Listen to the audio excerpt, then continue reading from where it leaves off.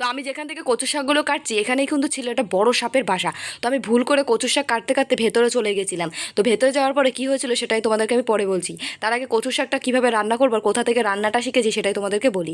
তো একদিন আমি গেছিলাম দিম্মার বাড়িতে বেড়াতে। তো দিম্মার বাড়িতে গেছিলাম, গরম গরম ভাত আর দিম্মা কচুর শাক রান্না করেছিল। তো আমাদের খেতে দিয়েছিল, এত সুন্দর রান্না করেছিল কচুর শাকটা, দারুণ হয়েছিল।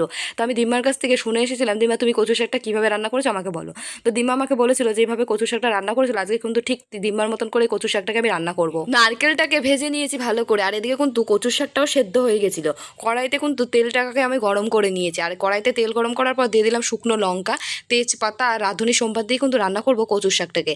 তো সেদ্ধ করা কচুর শাকটাও দিয়ে দিয়েছি, দিয়ে নারকেলটাকে ভেজে রেখেছিলাম সেটাও দিয়ে দিয়েছি। তো বন্ধুরা কচুর শাক খেতে তো আমার দারুণ লাগে। তো আমার মতো কচুর শাক খেতে তোমরা কারা কারা ভালোবাসো অবশ্যই কমেন্ট করে জানিও। আর যেটা হয়েছিল, তো একটুর জন্য কিন্তু আমি বেঁচে গেছি। তো যাই হোক বন্ধুরা, তোমরা কে কোথা থেকে ভিডিওটা দেখছো অবশ্যই কমেন্ট করে আমাকে জানিও, তোমাদের নামগুলো বলে যেন নেক্সট ভিডিওতে বলতে পারি নামগুলো।